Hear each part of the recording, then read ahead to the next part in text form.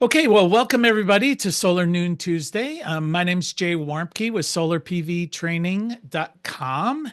And if you're new to this format, what we're going to do is we're going to go ahead and review the news of the week in the solar industry, keep ourselves informed if there are any major developments happening. Then we'll look at some webinars, conferences coming up over the next couple of weeks. And then we'll go ahead and we will do a deep dive into a topic of interest. And this week we had a request to talk about solar carports. So we'll go ahead and do that. So, anyway, let's go ahead and talk about the news from the solar industry for the week of November 9th. And political attacks on solar and storage industry are threatening more than 500 projects totaling nearly 116 gigawatts of capacity. That's more than half of all new power planned to be built in the United States through 2030. This is according to a new analysis issued by CEA, which is the Solar Energy Industries Association. At a time when electric demand is skyrocketing to meet the needs of AI, data centers, and manufacturing, CEA notes that the Trump administration is using every tool at its disposal to slow down solar and storage projects. Three of the top five states most affected by these threats voted for Trump in the 2024 election, including Texas, which alone accounts for nearly 40% of the at-risk projects. Despite declaring an energy emergency, according to the report, the administration is threatening half of the power that's going to be reaching the grid. Delays are rippling through the country. 18 states have over 50% of their planned capacity being blocked at the moment. Many of these states, including Texas, Virginia, Arizona, and Nevada, are states that are expected to lead the country in energy-intensive data center growth. CEA contends that if planned projects can't move forward, customers will be forced to compete for a shrinking supply of electricity, and that will result in higher electric prices and a destabilized grid. Now, one fairly new technology that's designed to address rising load demand are virtual power plants. And a virtual power plant is a network of distributed energy resources like home batteries or EV chargers or the EVs themselves or residential solar arrays that are coordinated by software and designed to support the grid. So these distributed energy generating devices act together like a single traditional power plant, sharing energy or shifting load demand to enhance reliability, reduce the costs of power to support the grid during periods of peak load demand. Now, C-Power Energy, a virtual power plant platform, announced that its customers delivered an estimated 38 gigawatt hours of load relief to the grid from January through September, which is 137% more than all of 2024. C-Power customers contributed enough energy to power more than 8 million homes during a peak event, which is approximately the same as every household in the state of Texas. Now, last year, C-Power and Energy Hub launched a new residential virtual power plant partnership available to 1.2 million Illinois customers in more than 1,200 communities across the Midwest. And they also became the first registered virtual power plant aggregator permitted to sell power into the wholesale markets within the New York State energy system. So we're beginning to see, virtual power plants. We've talked about this for a while as a theoretical, as an emerging technology. And now we're starting to see it actually gain traction and begin to contribute in significant ways to the US power grid to deal with this increasing load demand that we're seeing now after about 25 years of a fairly stable load demand on the grid. Now, despite changes to the federal energy policies, renewable energy continues to dominate the energy mix for newly installed generation capacity. The U.S. installed nearly 26 gigawatts of new generating capacity between January and August of this year. That's up slightly from approximately 23 gigawatts installed during the same period last year. This is according to the most recent monthly report from FERC, which is the Federal Energy Regulatory Commission.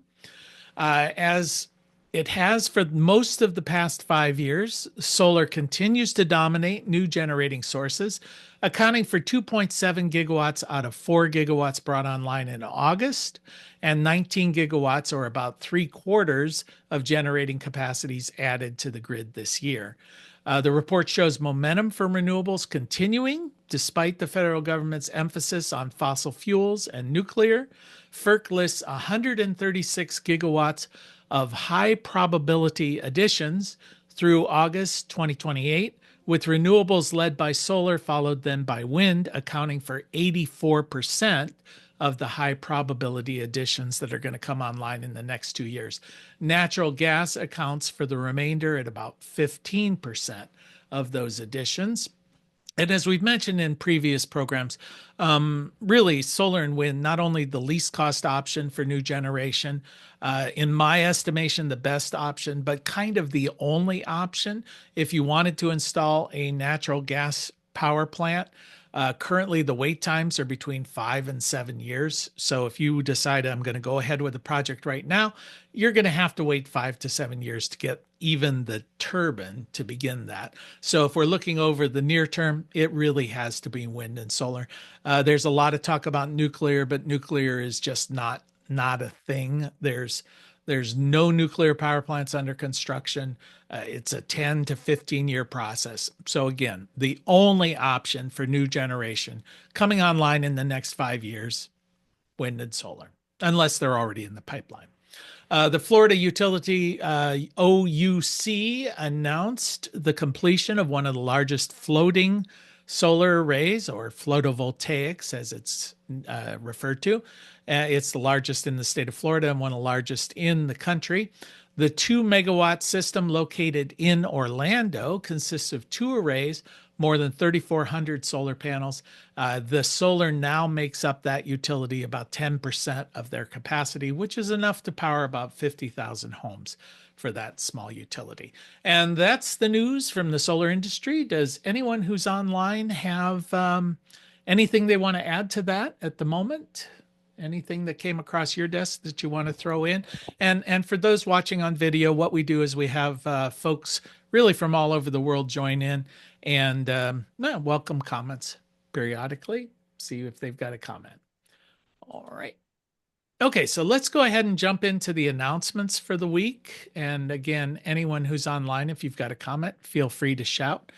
So the first one is going to be I'm going to increase the size so I can see it. A next generation inverter that's coming up today. It's November 11th today as we're recording this. So at 2 p.m.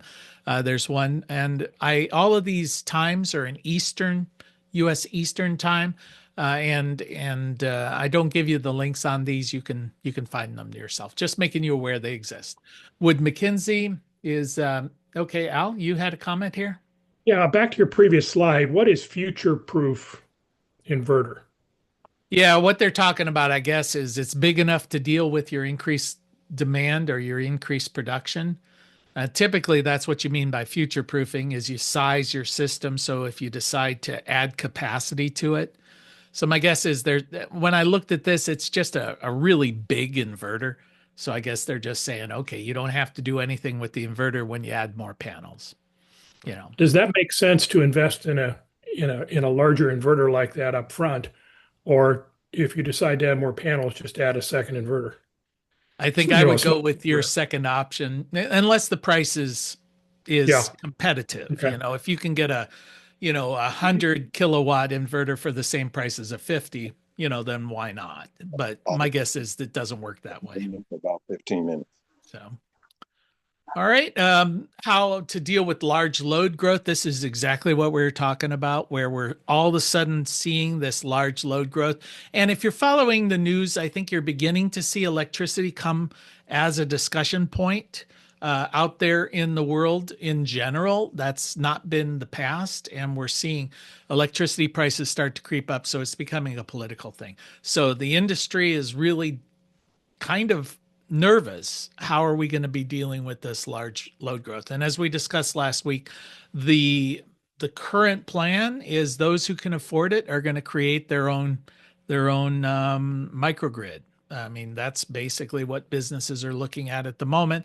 They're saying, okay, this commons that we've always referred to as the utility grid, it's not going to be up to the job. It's every man for themselves, you know, the American way. There we are. Okay, so utility scale solar. This is one on the 13th at 10 a.m. if you're into that. Uh, Commercial and industrial storage design. That's also on Thursday. And then advanced solar design, not quite sure. I guess it's because of complex terrains. They're talking about, whenever you have hills and valleys and uneven ground, it creates a complication, especially at the utility scale level. So they're all trying to deal with racking systems and how you can deal with that in your design. This is more for people who are considering solar. Solar United Neighbors is going to be having a coffee chat, really just a way to get online and have your questions answered. So that's something that you may want to join in on the 19th. On the 20th, dueling energy transition. This is kind of interesting. Basically, what they're talking about here is always before we talked about this energy transition that we're experiencing as wind and solar, the birth of renewables. Well, now the natural gas people are emboldened. They're saying sort of second coming of natural gas. This is our day just because of load demand. I saw this at a recent conference. A lot of the natural gas guys are basically saying, hey, now that the prices have gone way up, now it becomes profitable again to search for natural gas. So this is our time. I think that's a little bit, it strikes me not great thinking, because they're basically saying, because everybody's being gouged with high prices, now we're going to take advantage of that. You've got to look at your competition. Is wind and solar now more competitive because of that? That's something I would look at, obviously. Okay, there is a face-to-face conference here coming up, Intersolar and Energy Storage in Grapevine, Texas on the 19th. Well, it was their scheduled time. So, and then we have a Clean Fuels Conference in Orlando. That's January. And then, of course, our shameless plug for our own on solarpvtraining.com. We have online courses. We're in the process, almost ready to unveil the updated residential design and installation course that's updated with the new 2023 code. So that'll be coming on before December 1st. Okay, so those are the announcements I have. Does anybody have anything they want to add into that discussion here before we jump into our topic, or anything that somebody wants to bring up to the group? I know I had a couple exchange some emails with some folks through the week, and at least one person was saying they were going to jump in and ask us a question. So this is a good time for you. Anybody have a question? This is Tim Benedict in Northern Illinois, and I had emailed you about seeing if anybody had any comments on solar backup without batteries. There's a couple inverters I'm aware of, Enphase IQ8 and then the SMA Backup Secure, where you could just pull maybe a couple thousand watts to perhaps 7,000 watts, just direct from the panels when the sun is shining. But curious if anybody has any experience with it. If SMA is still a reliable inverter company and versus Enphase. Yeah, before I comment on that, does anybody have direct experience with working with the SMA backup unit? Give you just a second there. I know, well, certainly SMA is a recognized and quality manufacturer of product. And I believe the unit you're talking about is one of those that has a single circuit that's attached to the inverter, right? Just one outlet Correct. that when the system is when the grid goes down, of course, we have to worry about islanding. We have to worry about sending power back to the grid when the grid is down. So all of the inverters have what they call an anti-islanding functionality, where it shuts off production and disconnects so that you're not backfeeding the grid. You can get around that by having an auto transfer switch or an auto transformer, some sort of disconnect switch that automatically disconnects you from the grid and then acts like a standalone system when the grid is down. So it's sensing all the time. And as soon as the grid is reestablished, it'll handshake with the grid and it'll start back up and it'll act like a grid tied system. But it then goes and acts like a standalone system when the grid is down.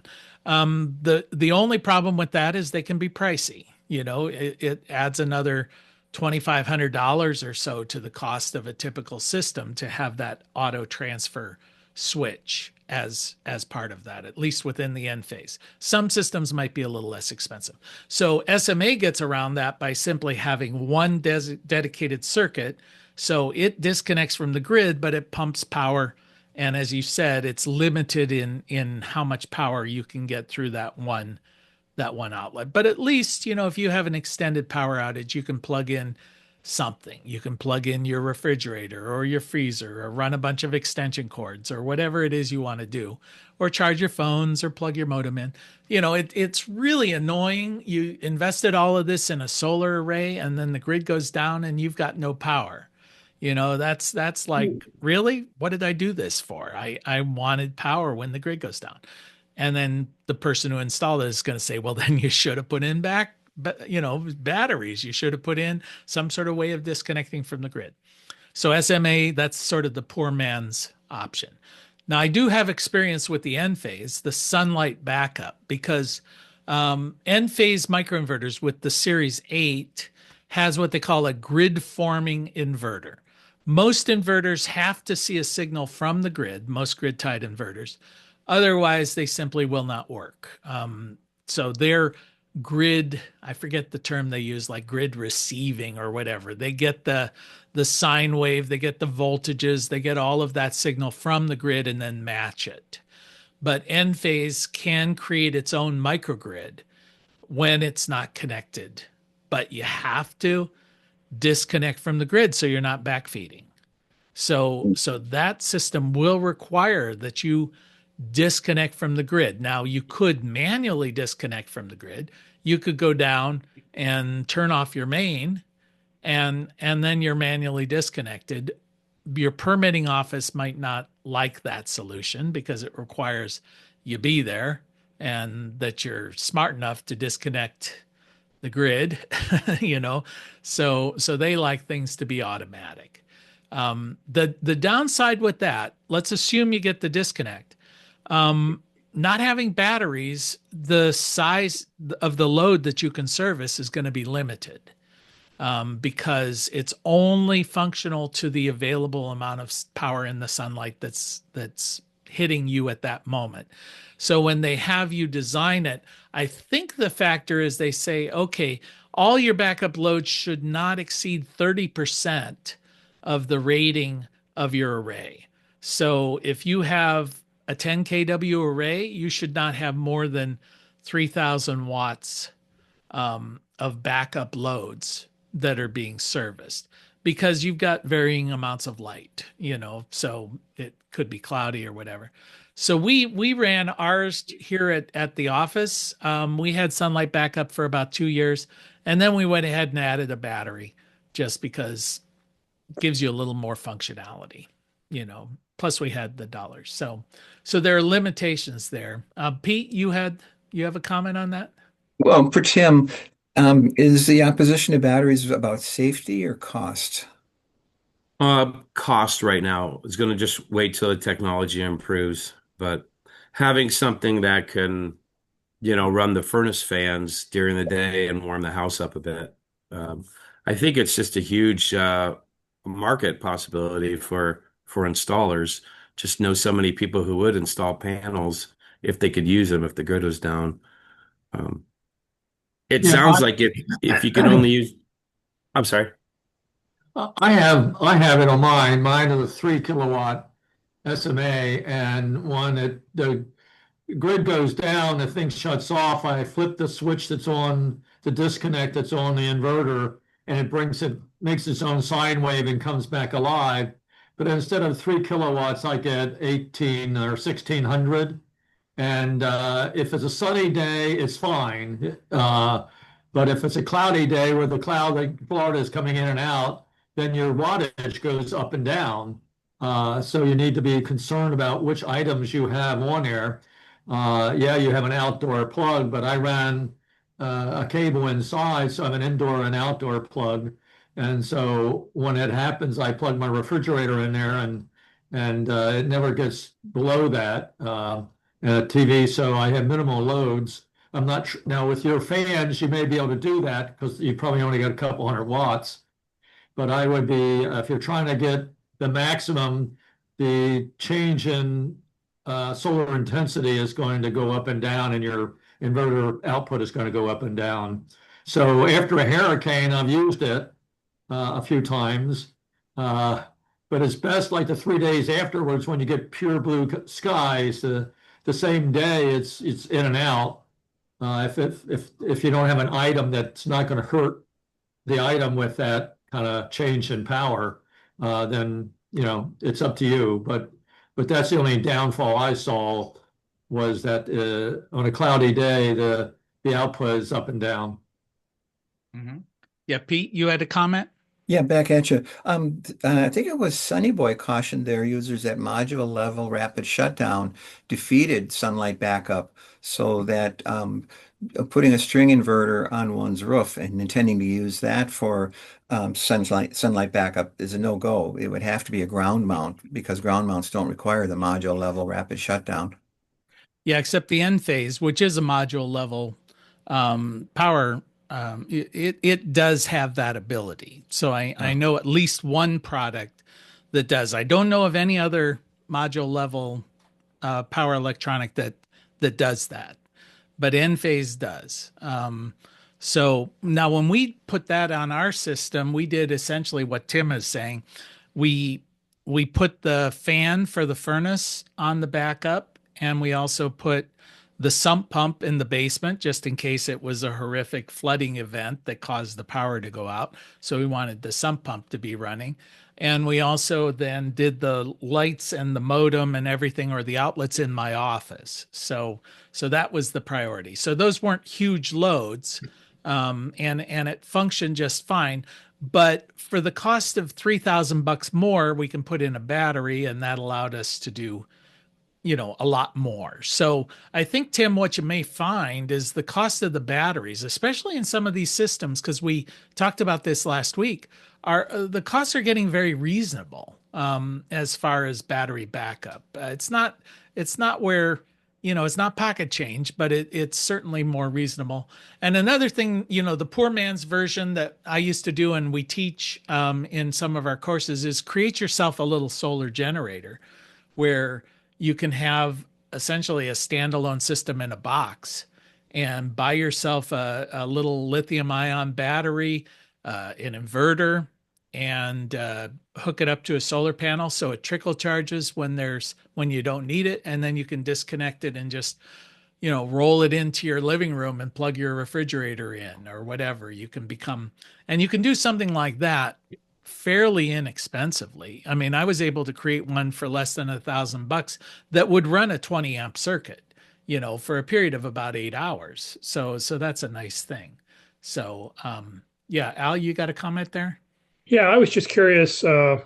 My system has a critical loads panel. So I have limited circuits, basically the key circuits that I need to run when the grid goes down. And it works really well. But I'm wondering, is it really based on battery size, whether you install a critical loads panel or do whole house? Yeah, I think it's based on battery size for sure. You can get by with a smaller battery with critical loads, but it's also based on personal behavior. If you're somebody who is aware of the universe around you, I think you can do a full house backup and just turn things off. Right. But a lot of people are just simply they go through life, they're the ones driving in front of you, right? They're oblivious to the entire universe, and if you ask them to manage their existence, they just can't handle it. So that's where a critical load panel, becomes helpful. Let's see, Brian, you've got a comment on that? You're on mute. There you go. I just had battery installed and I did not get they wanted to put in a non-critical loads panel. So, but I have made my house so efficient at this point. I mean, even the water heater only draws 362.4 watts. Mhm. So, I decided not to go with any kind because there might be times when the sun is shining, batteries are charged, I want to do things like run my electric dryer Yeah. or something like that. But, I'm smart enough to know not to do that when things are critical. Mhm. So, I figured I'd make that decision. They were really getting insistent about it. I actually had to call my inspector, who should show up tomorrow, and ask him, would he pass this without it? Because they were telling me, oh, they won't pass if you don't have this. And I was like, why? It's up to me, how much battery I burned doing what. And, if I got good power coming off the roof, I want to be able to use it for the things that would be on that panel that I would not be able to do for sure if I had that. Yeah, in retrospect, I mean, here we put in a critical loads panel, and in retrospect, I would do exactly what you did and just do a whole house backup because what I find myself doing is the decisions that we made when we decided to build the system may not be the decisions I want to make in the moment. So Yeah, I would rather have the flexibility to say, okay, I don't need my office right now, but I'd like the living room or, right. whatever. And, that gives you more So options. So now what I'm looking for is some kind of Wi-Fi controlled circuit breakers to drop into my box. Like I don't want to put a whole box that I have control over. There are two circuits that I want to be able to turn off remotely if Yeah. something happens and I'm not home, you know? Yep. So that's what I'd like if I could find breakers like that, just two breakers. That's all I need. I think that Oh, they do make those for sure.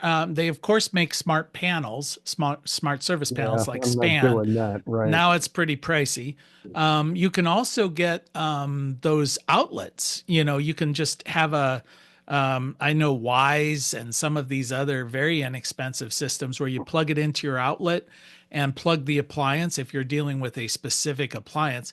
And you can remotely on your phone turn those on and off. Well, But I think that they have those at the circuit breaker level as well. I don't know about compatibility with your existing service panel. yeah, Um, one of the things would be to just stop charging my car, oh yeah, for you sure. know, Yeah, without me having to run outside and pull the plug, you know. sure. Or your electric hot water heater or any of those Well, large loads. the water heater, like I said, that's not a big deal, and I made it that way on purpose. But yeah, I mean, I got a mini split. I would turn Uh, that off and turn the oil burner on, yeah. that kind of thing. But I do have an app for the mini split, so I can shut that off from anywhere if I need to. It's Well, I think that the long term, what we're moving towards and what everybody's discussion here is bringing up is we're really getting down to the to load management at the residential level, at the commercial level, at the grid level, and I think we're going to see a lot more of this where the standard operating procedure will be for you to either manually or with artificial intelligence built in begin to manage your loads based on the current situation. Your system should be smart enough to say, okay, your battery is at 80% or 70%. It's starting to drain. It's draining quickly. The weather forecast is this situation is going to be here for another 10 hours. If I want to keep your critical loads, and you've already prioritized those within the system, then it can make those decisions and turn on and off loads for you automatically if you wanted to. I mean, all of these things are moving towards that functionality, whether it's a human doing it or whether it's this vague thing we call AI, which at the moment I know we're in the dumb world of AI. AI is dumber than a fifth grader, but it'll get smarter and it'll get smarter than all of us. So as that happens, hopefully we can start to integrate it into our systems. I know Enphase has already integrated it into their battery management system where you can set your battery for grid backup in case the grid goes down, or you can set it for lowest cost. So if you've got time of day pricing, it'll yeah. adjust that, turn I on just and off and supplement. And then it's also got load peak load demand shaving, but it also has a feature now that just says AI. Let AI decide what's best for me. Yeah, I just changed that to always ready for an outage, full charge Yeah. all the time from whatever it was. Yeah, and if you don't have time of day pricing and you don't have demand charges on your system Right. and you're not worried about your net metering, let's say you've got a good net metering situation with your local utility if they're paying you retail, yeah, then keeping it on full ready backup makes sense for sure. So the only other thing I would add is I have a smaller battery, a smaller off-grid battery system that I use to run things in the house. And I did hook an Arduino up to that to monitor the batteries, turn on the inverter when the batteries were full, run other dump loads when I need to, and control shutting off my low voltage disconnects when the battery voltage gets low. Mhm. So, but I had to do all that. So, Yeah, you're obviously a power user of these things. Most people's whole world around electricity is they just want it to come on. But they right, want the lights to come on when they turn on a switch. And some of them are too lazy to right. even turn on the switch. So Yep. that's we got to make them simple, we got to make them affordable, but it's we are definitely getting into the world of load management. I Anybody else have any comment? can't find the hand raising icon, but can I add something else? Sure, yeah, Um, jump in. I really appreciate all this great feedback. And it sounds like all the systems are limited to only putting out about 30% of your array's potential. Is that what you said, Jay? That's the one I know when I was designing the Enphase system, but it makes logical sense. If you just assume the rating of your system is based on standard test conditions, and standard test conditions is 1,000 watts per square meter, and on a typical cloudy day, you're only going to get 30% of that. I would Okay. say that would be probably your limitation. And if you throw a small battery in there, then you can boost that up because you're dealing with the variability of cloud cover. If you've got a 24-hour period of cloud, yeah, your battery's going to drain too. But Okay. The SMA backup secure is the same price as the regular Fronius, you yeah, know. So it sounds like a pretty good, simple yeah. approach to this. Same price, only delivers 2,000 watts, but it sounds like that's close to what I'd be getting anyways. Yeah, I when I looked at those, I was thinking, yeah, that makes perfect sense because at least you got Right. something, and it's something for no cost. So, you know, why not? Why not? But you Good. might want to consider making yourself a solar generator just because it's fun.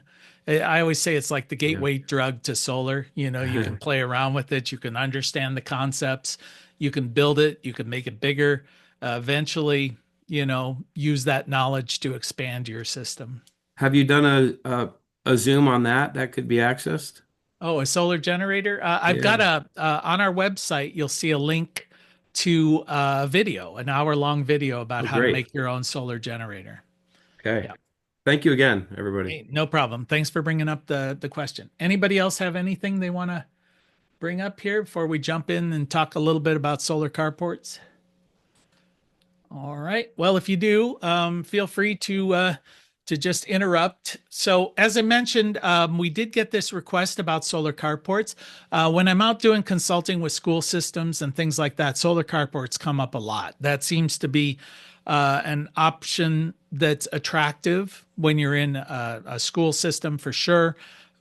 Covered parking for the instructors or the teachers. They don't let the students park there. What the heck? And then you've got buses, EV charging stations can be integrated. So we'll take a little peek at that. Now, just as a reminder, these sessions do qualify for 30 minutes or half an hour of continuing educational credit for the ETA solar certification. So that is good for you, good for the program. So, what are we talking about when we're talking about solar carports? They can take a lot of different looks, a lot of different functionalities, different sizes. Some of them can be, very attractive, modern type designs with the curved units. I think this is a little more of what we're used to seeing these cantilevered types, large fields there. Again, some place that people are normally parking, and now you can use that area for generating power. But I just threw this one in. This is the solar generator, or the solar carport that we built here at this building where I'm sitting. This building, our office here in Marietta, is sort of an old Victorian style home. So putting it on the roof just makes no sense. It's got a slate roof. It's got the dormers and the high pitch. There's just no real functional area for that. But this community has back alleys behind most of the streets, and those back alleys are a perfect place to throw a little solar carport. Now, this one was an Iron Ridge system, and it's not necessarily designed as a carport. It's designed as a ground-mounted system. And what we found, and I've installed these things in regular ground mounted systems before, and I like the Iron Ridge. It's very simple to deal with. But normally what you do is you get an auger and you drill down 3 or 4 feet or whatever. You plant the post in, you fill it with concrete. You're doing that as your supports. Well, at this particular parking spot, there was already a concrete pad. So what we decided to do, rather than bust up the concrete and drill down through and do it the traditional way, I contacted Iron Ridge and said, the top plate, and I don't know if you can see it, but that cap on top of the pole is what they refer to as their top cap, and that's what bolts. You use U-bolts, and you bolt that to a piece of pipe that goes across and gives it structural support. Well, I said, can we get 2 of them and turn one upside down on the bottom as a footer, and then bolt that down into the concrete? It bolts into the pipe, and then you bolt it into the concrete. They kind of hemmed and hawed and said, yeah, people do that, but we're not allowed to tell you to do it because it's not engineered per se for that. But it works. It works great. We've had no problem with it. It was a very simple install. You just, set those bolts into the concrete, and it really provides nice. So you just raise it up higher, put a little bit of a pitch on it, and create yourself a little solar carport. Now, one of the downsides of that is, of course, we didn't put any gaskets or anything between the panels. So those areas where the bolts are, it's going to drip water down in there. It's going to, drip on your head. And of course, it's always right at the door, when you're getting in, when it's raining or whatever. But guess what? Yeah, they do make those little gasket type things that you can just put between the panels. I just never have bothered. But it's not pricey. It's really no more expensive than a ground mounted system. But as you'll see, these solar carports can be expensive, and they are more expensive than a traditional ground mounted. So I just wanted to point out that's sort of a handyman, do-it-yourself, poor person's kind of option for doing a solar carport, and it's very functional.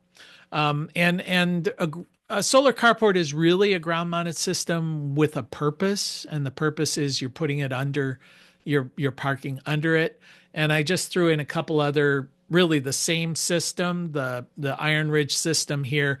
Put this one in up at a herbal farm up in Pennsylvania, and they were going to use this as their roadside stand to set out their Saturday morning sales kind of thing. That's why we put that up over where it's a little bit of a little shade canopy, but you can see the concrete is holding that one. And then this was a pergola in Columbus, Ohio. So that was really just designed to be a solar array for a home. And then there's picnic tables and stuff like that under it. We did something very similar at Eastern West Virginia Community College, where we built a little pergola about the same size. It had a Solarc standalone system. So it was out there completely not connected to anything else. It was part of their classroom instruction thing, but also it just made a cute little phone charging and a place students could sit and plug their laptops in. But it also had a big old spotlight that focused on a flag that was right next to the canopy. So I said it was about the most expensive spotlight that you'd ever want to install, but it was, the purpose was not economics. It was there as a teaching thing and also just kind of cute. And they got a grant, so they didn't care. All right. So, what are some of the advantages of carports? One of them's vehicle protection. We all like to park our vehicles under something if possible. So that's nice. It requires no additional land. So if you're especially in a school situation, land might be a premium. In your home, like here, really there was no other option, no place other than that to put the solar array. And if we're going to put the solar array there, why not park under it? Because we needed a place to park.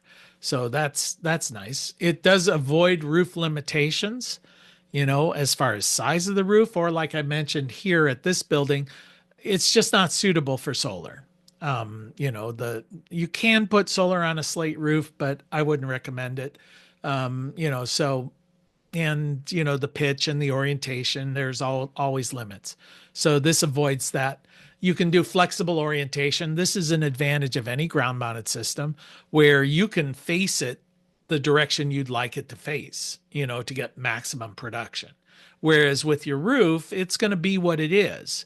The pitch of it is whatever the roof pitch is. The orientation is whatever the roof orientation is. With ground mounted, you can adjust that. You can adjust it so you get maximum production. You may not want to. Aesthetically, it may not line up with buildings or line up with property lines or whatever, and you may choose to do otherwise, but you have that flexibility. You have that as an option.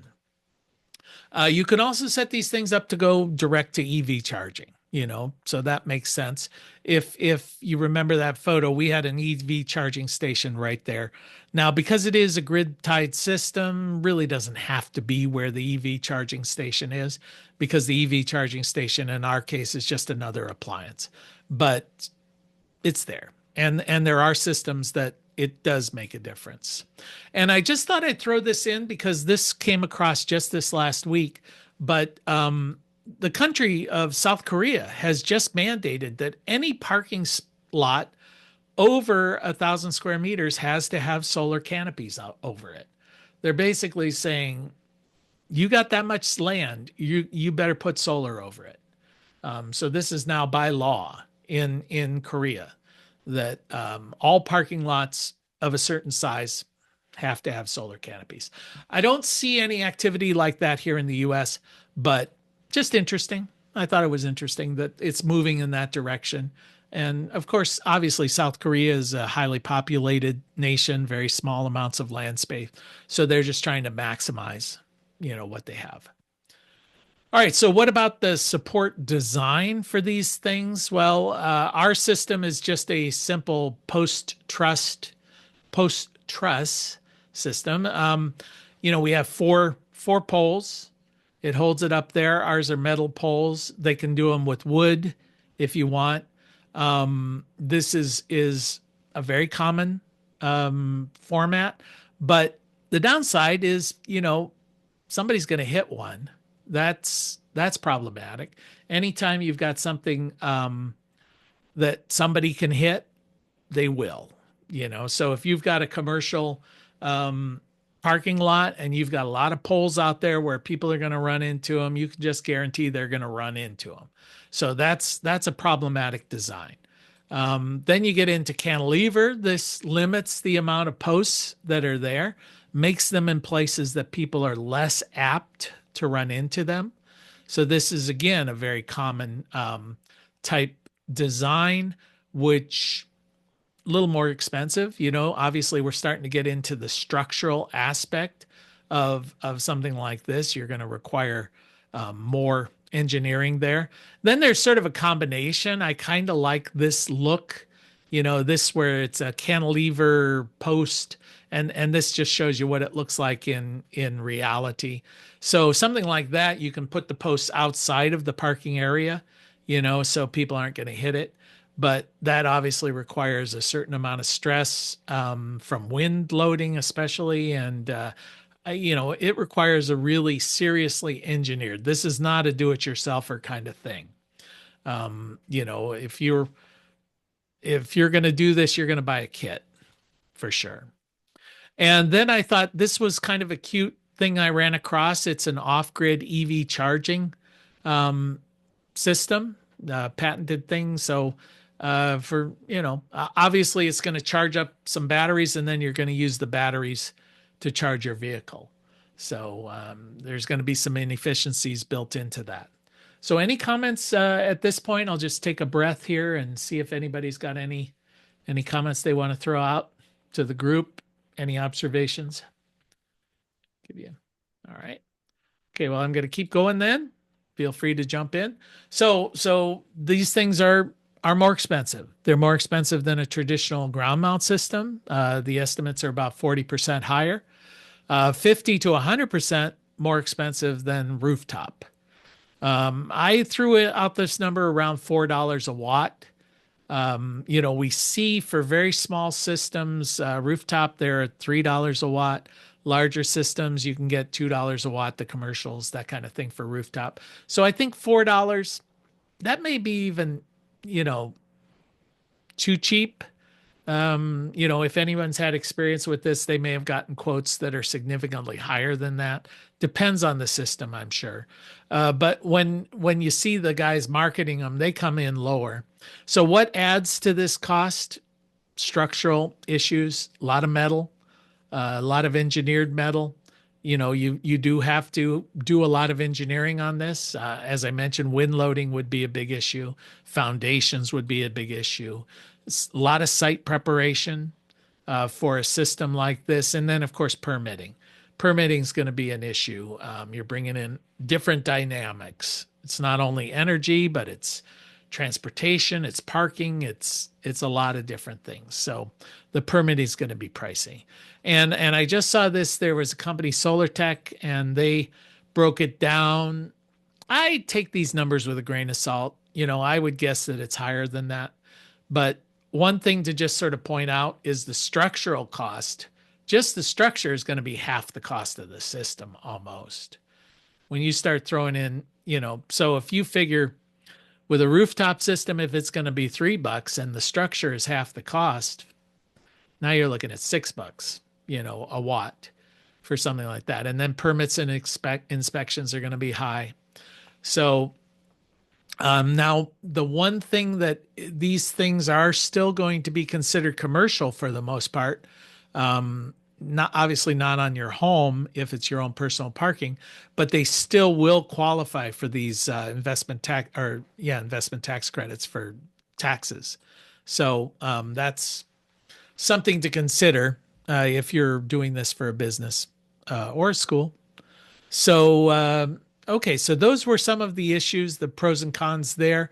Then it was brought up around bifacial. I mean, obviously, this is an application that just screams for bifacial panels because you're raising these things up high enough. And so how does bifacial work? I just wanted to point this out in case you're not familiar.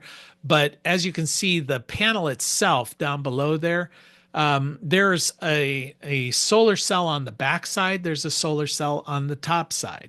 So they're kind of sandwiched together, facing up, facing down. So the one on the bottom can pick up reflected and diffused light, the albedo effect of the ground, so that's going to bounce back up. So you're getting power up on top, you're getting power down below. And, accordingly, it adds about 27% more energy. That's what the manufacturers will say. In a situation like that, a bifacial panel is going to generate about 27% more energy than a monofacial panel, a traditional solar panel. Now, obviously, if you're doing a flush to roof system on a rooftop, you get no benefit from the bifacial. But in a situation like a solar carport, you'll get the benefit. And I threw this graph in here just to kind of point out the cost difference between bifacial and monofacial is negligible. They really are. And in fact, sometimes you'll find bifacials that are as cheap or cheaper than a comparable monofacial panel. So if you're going to do a carport, at minimum, go ahead and do the bifacial There's no reason not to at that point. Yeah, Al? Yeah, I was wondering, the cantilevered systems are very expensive. And I wondered with bifacial and you had limited space, could you put up, uh, almost vertical bifacial? But then I would assume you're starting to get into some wind issues as to how many you can stack on top of each other. Are you talking like a solar fence? Is that what you mean by like Yeah, vertical? yeah, right, right. Yeah, I would think you could. We've talked about bifacial vertical fences in agrivoltaics, where you're wanting to use them as a barrier for animals. Uh, there you can have the tracking systems that can go almost vertical. In fact, oftentimes, they're stored horizontal or they go vertical in case of a hailstorm or something like that. But yeah, it would make sense if they're high enough off the ground to have bifacial, just. But solar fences are going to be a thing at some time, at some point, especially in the higher latitudes. I mean, when I was up in Alaska, I saw a lot of panels mounted on the walls of buildings, straight up vertical, because they get a lot of low off the horizon sunlight up Yeah. there. So may as well. All right. Okay, so the second option, we talked about bifacial panels, and that's not necessarily a new technology, but translucent panels is another thing that's actually getting out there. And it feels like there were, at least in my research, two different sort of major categories. There were the ones like here from Onyx Solar. You can see this kind of application. It looks nice. It gives a certain amount of dappled light that comes through that. And the way they do that is through spacing of the cells. So all of those places where the sunlight is coming through, it really is just saying, okay, we're not going to cover the whole panel with a solar cell. We're going to create gaps between those solar cells. And the bigger the gaps, the more sunlight that's going to come through, but the less efficiency, the less power per square meter.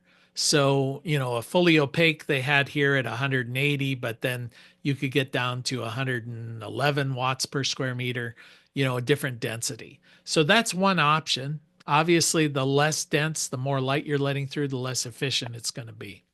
Then you get into a translucent panel like these from Polysolar.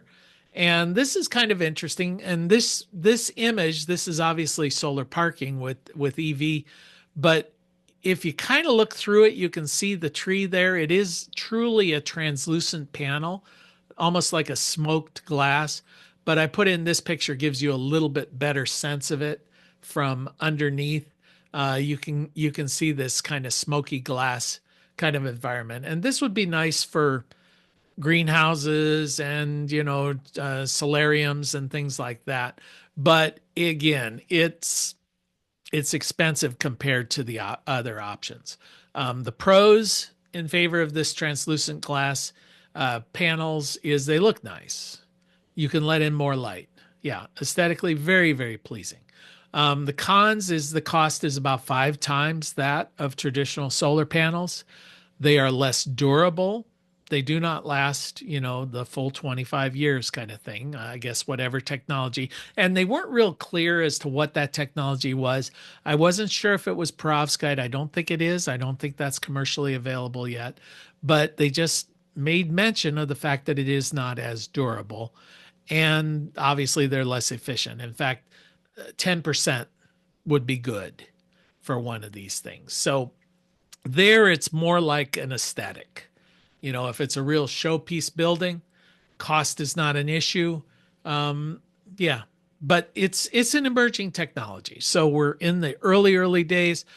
Going to be expensive, not going to be very efficient, but it will become something, I think, as the technology matures and we begin to see applications where windscreens or windows of vehicles, windows of high rises, lots of these kind of options for solariums or agricultural situations.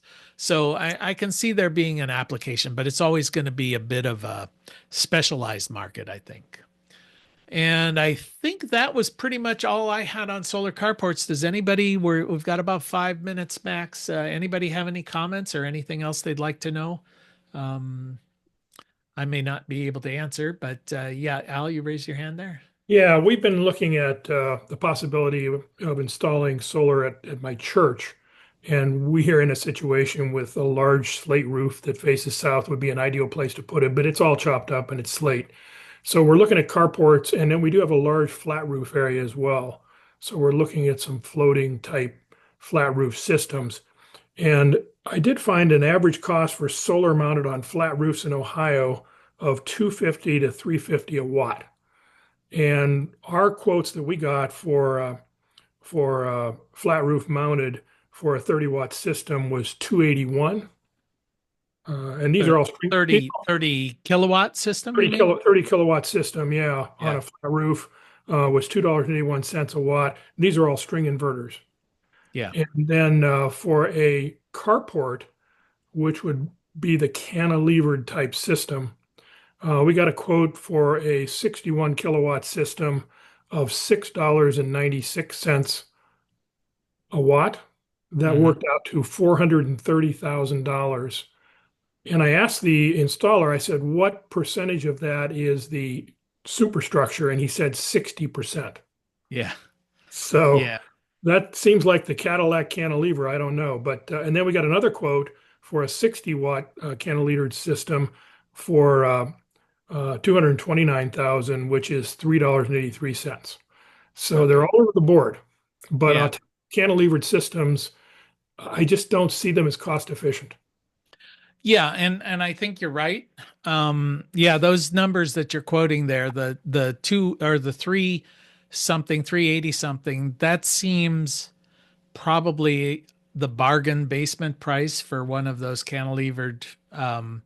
Yeah, the 690, that Yep. sounds about right. You know, they're going to be expensive. They're going to be, double the cost, really, for a system like that. They're impressive structures when they're up, for sure, but they're a serious structure. And there's a lot of engineering, a lot of Yep. permitting, those kind of things. Yep. Now, the price that you gave for the ballasted system on your roof, that also sounds in the ballpark. You might be able to get it cheaper, maybe 250, somewhere in there. 30 kW is not huge. Right. So you don't have a lot of negotiating room there. If it were 100 kW or 200 kW, then yeah, you could probably get it for $2.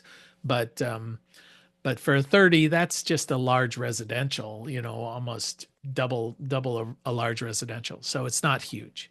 But in combination, tell them you'll buy the solar parking and then throw in the roof mount for free, right? There you go. So yeah, Good Pete. advice. Yeah, Pete, you had a comment? Yeah, I just wanted to remind people that even if it snows in their area only once every 5 years, they do have to think about snow shedding on cars and people walking to their cars because people don't like that. Oh, you mean when the snow drifts off of it or whatever, or Avalanches off onto a person or yeah, onto a car, they get upset. uh-huh. In Yeah, Wisconsin minor here, of things. course, we keep that in mind constantly, but in the South, one might forget about that, but it does happen. Yeah, you bring up that thing, and this isn't necessarily just for solar carports, but and snow, yeah, that's an issue, but more like if you get a freezing rain and you get an ice sheet that forms on your solar array, and if it's on a rooftop above your doorway, you should have some mechanism to break that ice up in case it decides to cut loose, because that could kill you. I mean, it's one thing to get a bunch of powdery snow land on you, go down your shirt or whatever. That's annoying. But if you get a sharp, jagged sheet of ice that suddenly cuts loose because you slammed the front door and all of a sudden it's cascading off your roof because it was in the process of melting. Um, and I know you guys put those hooks and things like that to sort of catch it Mhm. and maybe break it up, but it's a consideration for sure. Remember, especially around freezing ice, I would, the freezing is not the problem; it's the thawing that becomes the problem when it all cuts loose at once. All right. Any other comments here before we're at 1 o'clock? Okay. Well, we'll see you guys next week. I appreciate your attention and take care. Enjoy Veterans Day. See you later. Bye-bye.